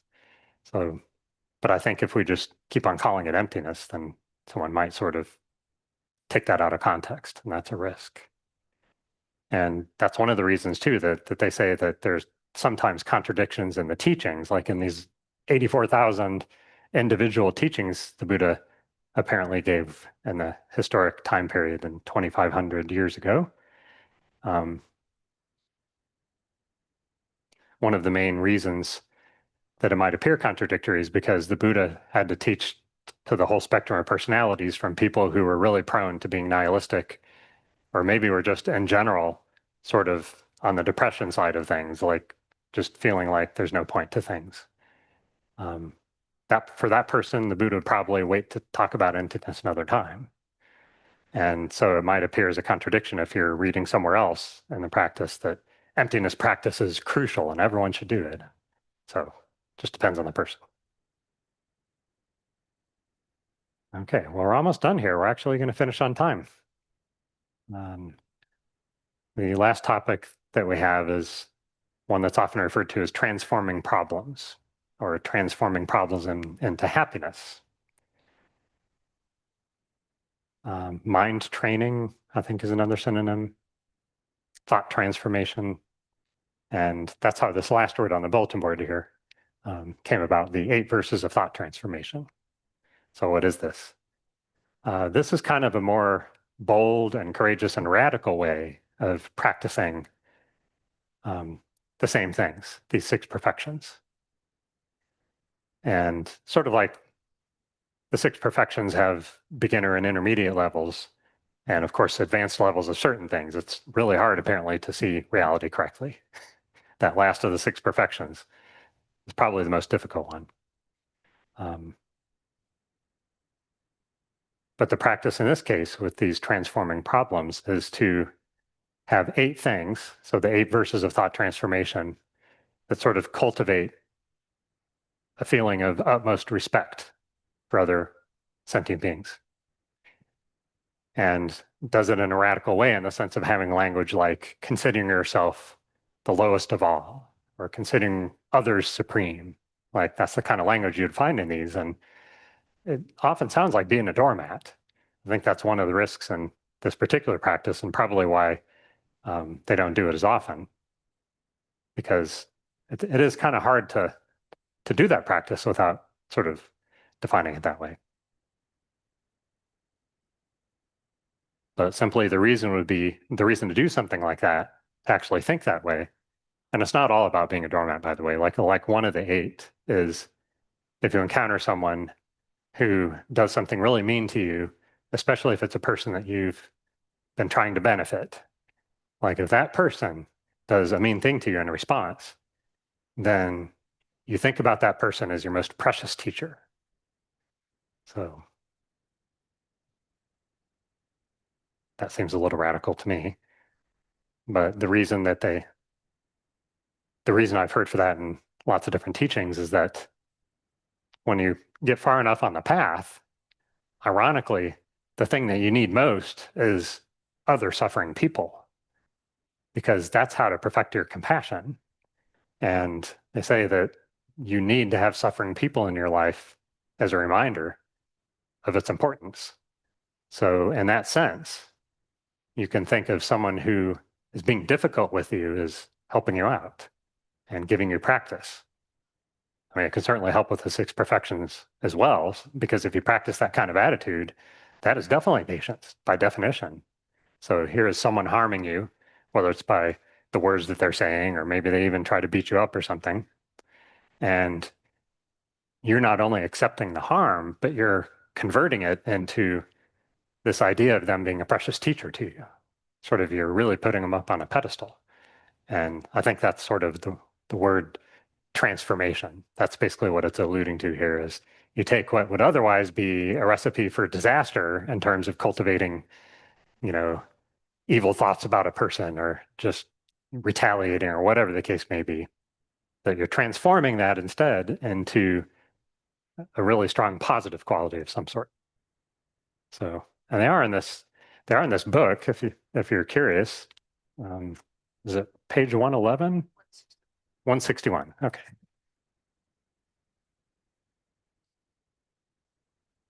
Oh, that's a good question. CJ was asking, is there a part of the foundation of all good qualities that corresponds to that?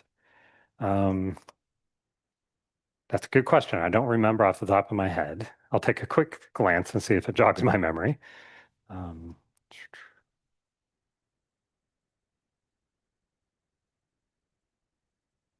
Well, I suppose probably the next to last one on page 94, I think it's not verse 7. I could certainly see that these phrases applying to that for sure. Training in supreme bodhicitta.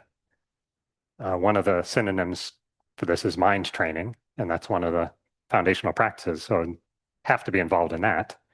And also bearing the responsibility of freeing migratory beings.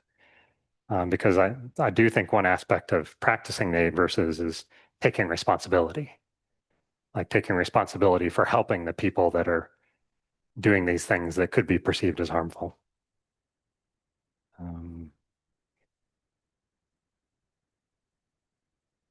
Yeah, I don't see anything else offhand. There could very well be other things, but yeah, that's an interesting question. So we don't have another verse quite yet, so we'll get the next verse next week. So, oh, sorry, I was gonna maybe comment a little bit on this, the 8 verses here.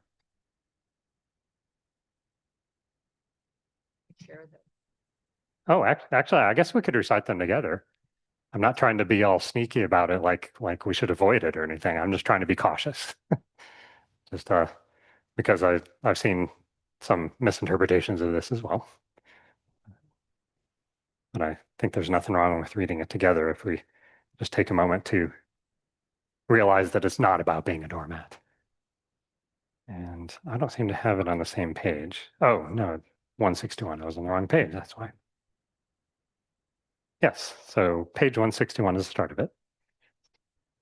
And I don't know if they've had the name of this, but this is done in a practice that's often called the ever-flowing nectar of bodhicitta. So on that page 161, we're going to have 8 things, and those are the 8 verses of thought transformation. So let's go ahead and recite the first one then.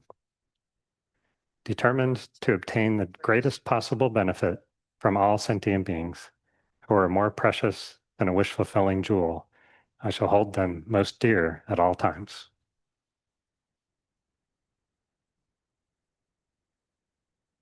Any thoughts on that one? Or that one's not too scary yet.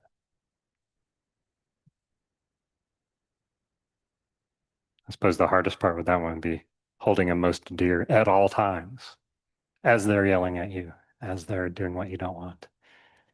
Okay, second verse. When in the company of others, I shall always consider myself the lowest of all, and from the depths of my heart hold others dear and supreme. Yeah, so I think that's the one I was alluding to about the possible mistaken interpretation of asking you to be a doormat. So I think it's probably similar to how I've often heard humility defined. Like the idea of humility not being about being lower than somebody else or not as worthy as someone else in some way, but more about admiring others' talent or others' good fortune, cultivating that feeling of respect. So the emphasis is really on the positive side, not the fact that, oh, I'm on the bottom. So, okay. So how about number 3? Vigilant, the moment a delusion appears in my mind, endangering myself and others, I shall confront it and avert it without delay. I've sometimes heard this one phrased as watching your mind like a hawk. So really taking on this practice seriously means that you're really trying to catch every single one of those negative thoughts in your mind.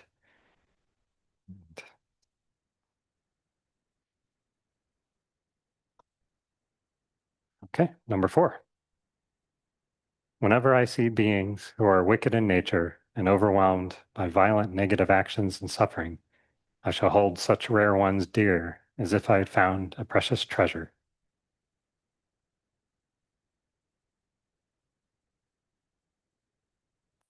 speaks directly to our politicians. Lisa says that speaks directly to our politicians. So politicians are sentient beings. So unless they're Buddhas, unless they're different than they appear, we're all in the boat. We're all in the same boat, aren't we? Okay. Number 5. When out of envy, others mistreat me with abuse, insults, or the like, I shall accept defeat and offer the victory to others.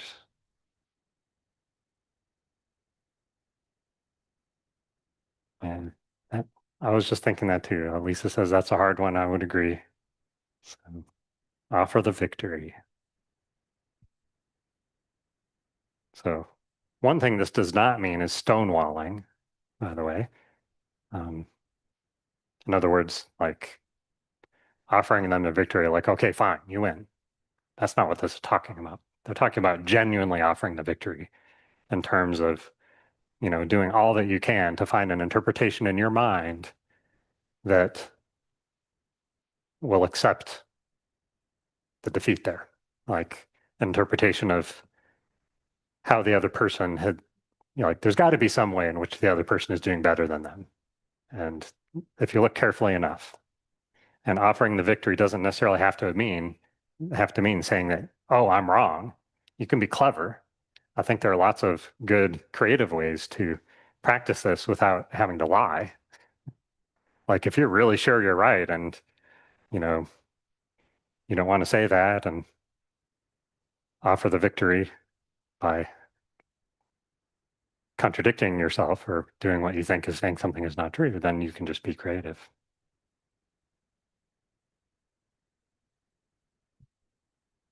Okay, let's do verse 6. When someone whom I have benefited and in whom I have had great hopes gives me terrible harm, I shall regard that person as my holy guru.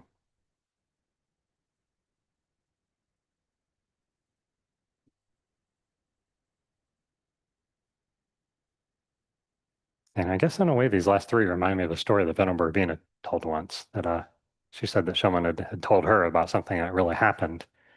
But her neighbor started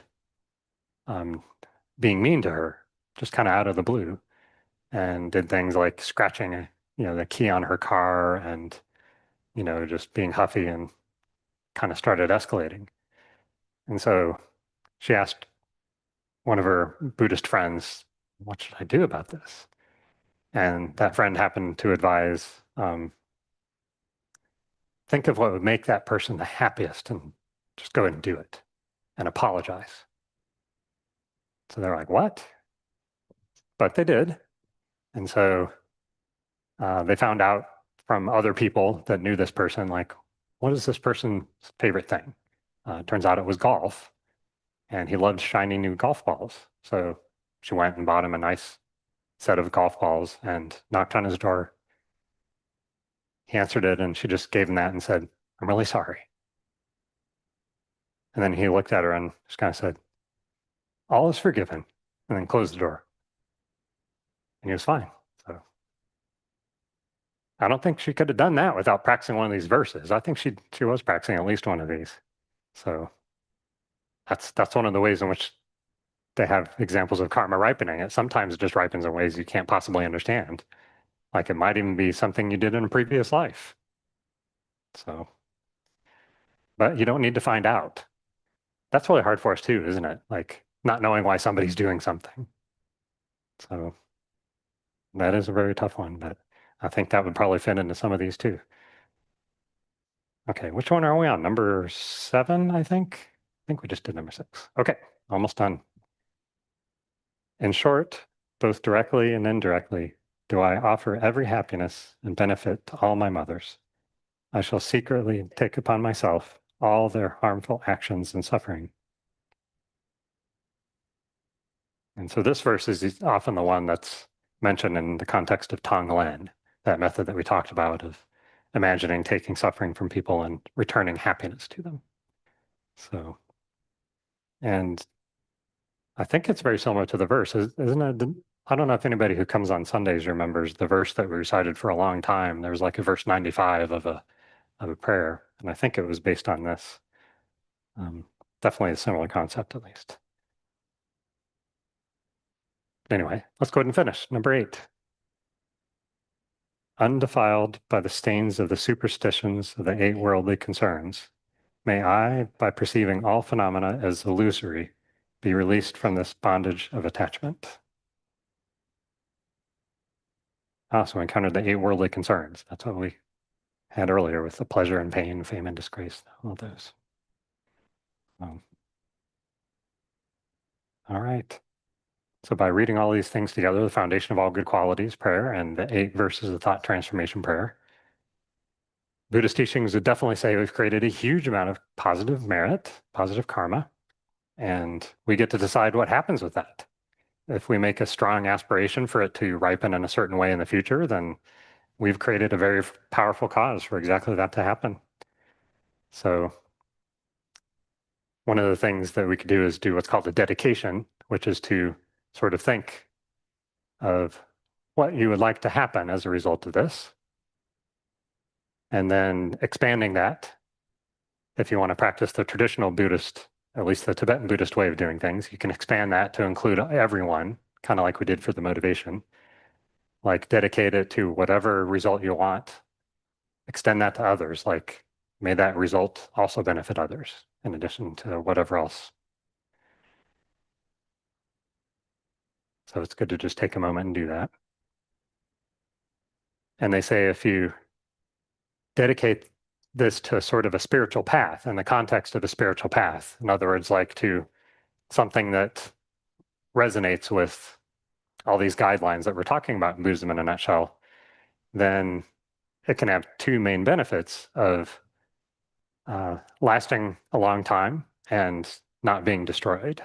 I guess they're very similar benefits. I can't remember the distinction, but in particular, they say that like having dedications like that have to do with the spiritual path can even greatly weaken anger seeds. Like those are the worst, the ones that come from anger. That's thought to be the worst positive, or sorry, worst negative motivation or something. So, okay, well, that's it. Any other questions? We have one more class next week, and that will cover concentration and wisdom. So learning how to develop those, the last 2 of the 6 perfections. So, okay, well, everybody have a good night. I'll see you then. Okay. Okay, thanks, everyone. As John said, we'll see you back here next week. Have a good week. And happy July 4th, everyone.